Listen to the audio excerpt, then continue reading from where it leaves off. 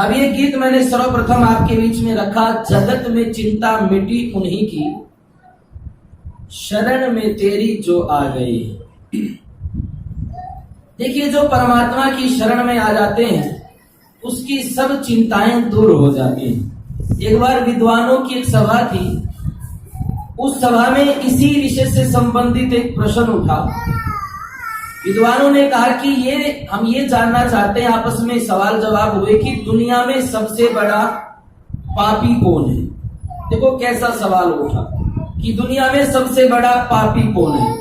तो उन्होंने अपनी अपनी राय, जो साधारण लोग भी वहां बैठे थे, उन्होंने जब दी तो जिसको जैसा लगा उसने वैसी राय दे दी। किसी ने कुछ कहा, किसी ने कुछ। क्या क्या कहा? किसी ने ये कहा, केचिद वदंती धनहीन जनो जघन्य, केचिद वदंती गुणहीन जनो जघन्य, केचिद वदंती बलहीन जनो जघन्य। अलग अलग राय सब दे रहे थे। कोई कह रहा था कि जिसके पास धन नहीं है, यानी जो कंगाल है, वो पापी है। जिसके पास गुण नहीं है, जो मूर्ख है, वो पापी है। किसी ने ये कहा जिसके पास बल नहीं है, शक्ति नहीं है, वो पापी है। सब अपनी अपनी राय दे रहे थे। लेकिन माताओं सज्जनों, जब हम अपने ग्रंथों को पढ़ते हैं तो अखिल वेद का विधान करने वाले महर्षि व्यास क्या कहते हैं? व्यासो वदते अखिल वेद विधान विच, नारायण समर्णहीन जनो जघन्य। वो कहते हैं ना धनहीन जन पापी है, ना गुणहीन जन पापी है, बल्कि कौन पापी है? जो नर इस नर्तन को पाकर के पूरे जीवन में उस नारायण का, उस परमात्मा का सुमिरन और धन्यवाद नहीं करते। दुनिया में उनसे बड़ा पापी कोई और नहीं।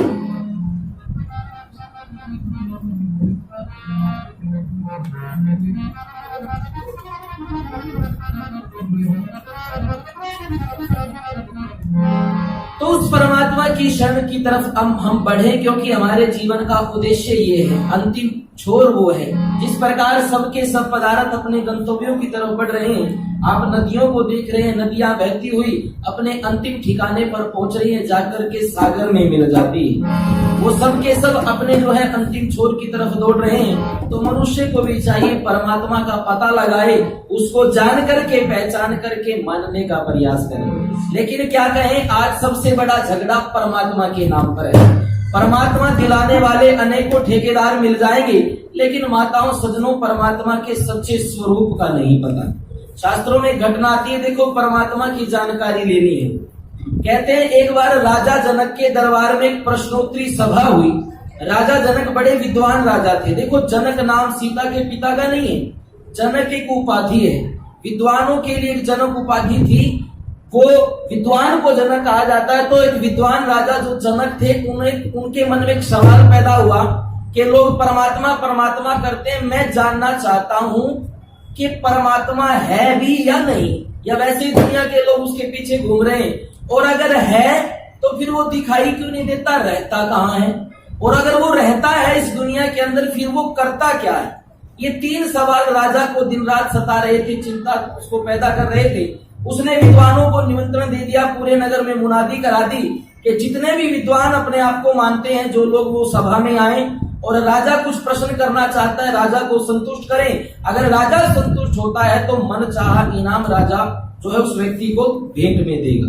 तो माताओं सज्जनों, सबके सब विद्वान सभा की तरफ बढ़ने लगे। कहते हैं उसी नगर में एक माता थी जिसका एक बेटा था। वो माता और बेटा अपने घर में रहते थे, लेकिन वो माता विदुषी थी। जन्म से अपने बच्चे को उसने वेद शास्त्रों का ज्ञान दिलाया था, इसलिए वो बच्चा विद्वान बन चुका था। और माताओं सज्जनों, उसका नाम था अष्टावक्र। अष्टावक्र कोई माता ने लाड और चाव से नहीं रखा था, मजबूरन रखा था, क्योंकि उस बच्चे के शरीर में 8 तरह से वो शरीर टेढ़ा मेढ़ा था, वक्र रूप था, इसलिए उसका नाम अष्टवक्र था। जितना शरीर उसका टेढ़ा मेढ़ा था, माताओं सज्जनों, बुद्धि उतनी ही कुशाग्र थी, उतना ही विद्वान था। जब उसे पता चला कि राजा जनक ने सभा एक बुलाई है, सवालों के लिए उत्तर जानना चाहता है, तो माँ से कहा कि माँ मैं जानना चाहता हूँ। माँ ने कहा बेटा तू मत जाना, लोग तेरे शरीर को देखकर तेरा अपमान करेंगे, तुझे बुरा लगेगा।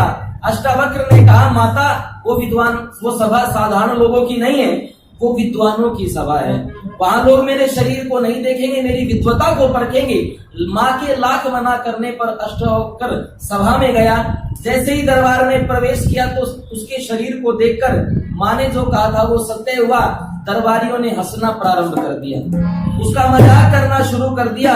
ये व्यवहार अष्टावक्र को बुरा लगा और जो राजा जनक सामने बैठे थे उनको संबोधित करके कहने लगे कि महाराज जनक, मैं सोच करके तो ये आया था कि ये सभा है समझदारों की, लेकिन मुझे नहीं पता था ये सभा है चरमकारों की।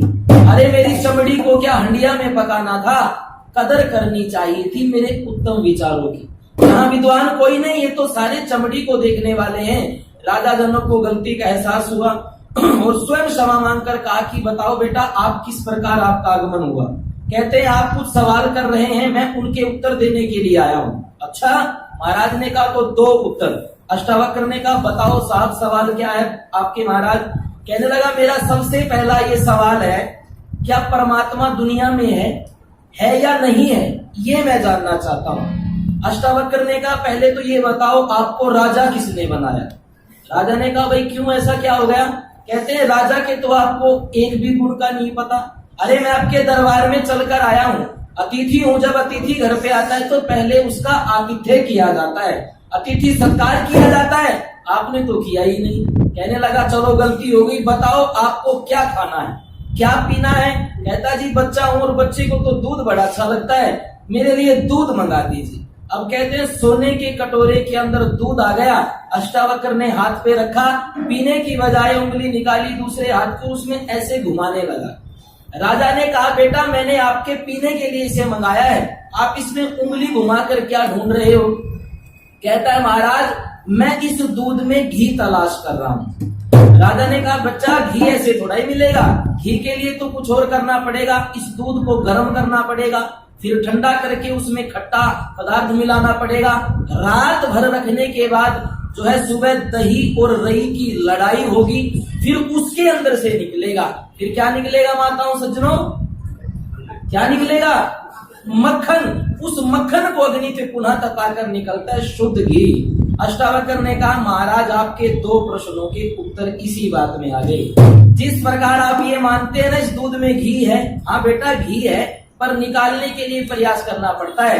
तो जिस प्रकार दूध में घी है महाराज, उसी भांति सृष्टि में परमात्मा भी है। लेकिन जिस तरह घी को निकालने के लिए उसे मथना पड़ता है, गर्म करना पड़ता है, इसी भांति परमात्मा को प्राप्त करने के लिए भी हमें अपने शरीर को तपाना पड़ता है।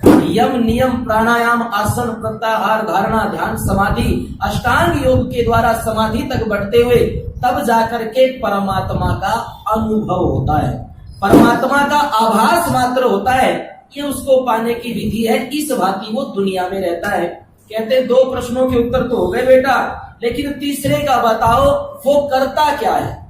अष्टावक्र ने कहा महाराज आप ये बात बताओ, ये बात मुझसे आप गुरु बन के पूछ रहे हो या शिष्य बन के पूछ रहे हो। राजा जनक ने कहा बेटा किसी से कुछ लिया जाता है तो गुरु बन के थोड़ा मिलता है, शिष्य बन के मिलता है। मैं आपका चेला, आप मेरे गुरु। कहने लगे आप कैसे चेले हो, चेला तो जो है शिष्य तो आपका नीचे खड़ा है और गुरु जो है गुरु तो नीचे खड़ा और शिष्य बैठा है ऊपर राज सिंहासन पर, आप कैसे शिष्य हुए।